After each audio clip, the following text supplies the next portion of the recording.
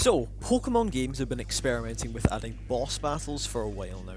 Starting off in Sun and Moon, they added Ultra Necrozma as a sort of boss Pokemon, and they tried this again in Sword and Shield with Eternamax Eternatus. But they finally started to properly implement boss fights in the form of Pokemon Legends Arceus' noble Pokemon, which were souped up giant gold glowing versions of normal Pokemon that were fought at the end of each major story chapter. Scarlet and Violet continued this trend with the Titan Pokémon. This was a group of 7 new Pokemon, that of which being Klawf, Orthworm, Bombirdier, Great Tusk or Iron Treads, depending on the version of the game you're playing, Dondozo and Tatsugiri. Today, I plan on creating a regional variant for each of these Pokemon, except for Great Tusk and Iron Treads because they're Paradox Pokemon and stuff kinda gets wacky with those guys.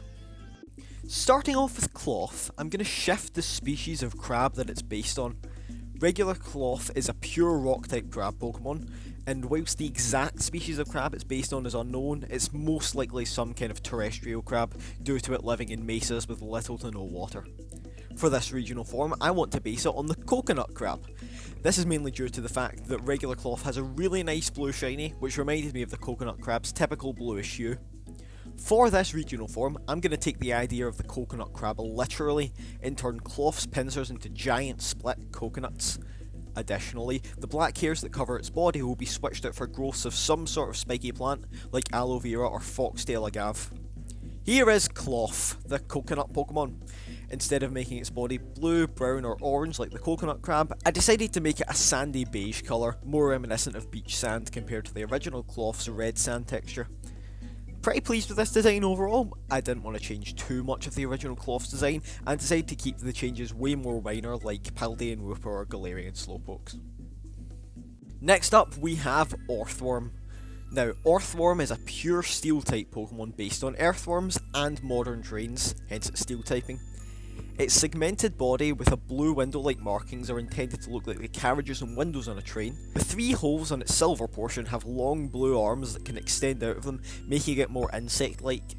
This particular tidbit was something I wanted to utilise in my design, so I'm going to be basing this Orthworm regional variant on old-fashioned steam trains and the Bone Worm.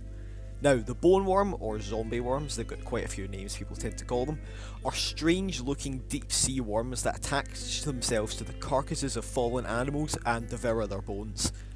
I wanted to showcase the Bone Worm's strange tendrils in my design by making them extend from the holes in Orthworm's body, as if Orthworm itself is the bone being eaten. This Orthworm will also gain a 7th hole in its head, which another tendril will extrude from, making it look like steam billowing out the top of a steam train. Here is my regional variant of Orthworm, a water ghost type. If you haven't gathered already, this regional form is also based on the popular concept of a ghost train, as seen in its typing and its tendrils resembling ghostly wisps. Its new ability, Bone Eater, which is probably a bit on the nose for a Pokemon, but whatever, I'm going to call it that anyways, is an ability that activates whenever a Pokemon other than Orthworm faints on the field. This acts as a sort of instant recover, causing the Orthworm to regain 50% of its total HP. Overall, I'm very pleased with this one, and its habit of tunneling under the ocean floor also references other undersea worms such as the Bobbit Worm, which is one of my favourite animals. I really like the Bobbit Worm. Next up, we have Bombirdier. Bombirdier is a flying and dark type Pokemon based on a twisted version of the trope in which storks carries babies. It uses its apron-like feathers to carry around rocks, which it drops onto its foes. Now, normal Bombirdier is based on the Oriental Stork, and whilst I originally attempted to create a regional form based on a stork, I eventually decided to switch the bird species to something a little closer to home. I am Scottish and I quite often find grey herons around my hometown, so I've decided to base this regional form on one. Whilst herons and storks are not in the same family, they both have fairly similar proportions, and many would assume they're related. Now, I wanted to keep the idea of Bombirdier carrying items in a pouch made of feathers, and decided to have its feathers resemble a basket used for carrying harvested crops. Herons are freshwater birds, so I decided to make this regional form a farmer, which plants and gathers rice from watery fields. It stores the harvested crops in a feather satchel, which it exchanges with other Pokemon in exchange for goods. Its new ability, Grassy Payload, acts exactly the same way Rocky Payload does for regular Bombirdier, except it gives it a 50% boost to its grass type moves instead of rock type moves. In addition, its shiny form's coloration is inspired by the intriguing tricolour heron. The next Titan Pokemon is Dondozo. Dondozo is actually one of my favourite Pokemon of all time, mainly due to this little game I played as a kid called Rapala Wee Fish. It was a cartoony fishing racing game where you competed against other players to catch the most fish per round.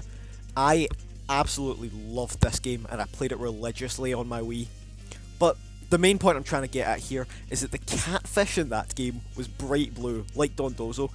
Also, during the post game, there's a giant 40 feet long catfish the size of Dondozo, so, kind of makes a bit more sense. Anyways, I'm going to be basing this Dondozo variant on the electric catfish. Now, people always talk about the electric eel, which isn't actually an eel, it's a knife fish, there's your fun fact for the day, but no one seems to know of the electric catfish. I initially learned about this catfish from said fishing game, where just like the regular catfish, it looks nothing like its real life counterpart. And that's exactly what I'm playing into with this Dondozo variant. It is a water electric type, and even though just from looking at it with the sort of brown muddy coloration you'd assume it's a ground type, that's all part of its trickery. Also, its shiny coloration resembles the colours of the actual electric catfish, and also orange and black is my favourite colour combination. And this is one of my favourite Pokemon, so I just kind of slapped that together. I'm pleased with this.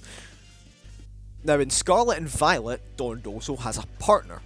Tatsugiri is a water dragon type fish Pokemon with an inflatable net sack that makes them resemble nigiri sushi. Additionally, Tatsugiri has 3 separate forms, being its droopy, stretchy, and curly forms, which are all based on different types of sushi nigiri. Because I'm such a big fan of the Yokai Watch games, whenever I see sushi, I naturally think of tempura to be a counterpart of sorts to it. So these Tatsugiri regional forms will be based on squid, shrimp, and prawn tempura respectively. Here is my regional form of Tatsugiri. Due to tempura being created via light deep frying, I decided to make these Tatsugiri water fire types. Also, since its neck sack sort of looks like a cloud, as well as it's the rice it's intended to represent, the coloration is now grey to represent a thundercloud, further tying it to the electric type Dondozo. As you can see here, I decided to make the shiny coloration of the droopy form look like an octillery tentacle, because why not, even though octillery is not squid, and this is based on squid tempura. But, we don't need to look too deep into that. Anyways, thank you all for watching today's video. I know it's been a while from the last one, and this one was quite a short video, but I've been dealing with quite a lot of exams over the past few months, so I haven't had much time to draw or record, but I should be able to get back onto the video making train again now. Alrighty, I've been Aaron from the Azatron 5000 channel, and I'll see you all later. Goodbye!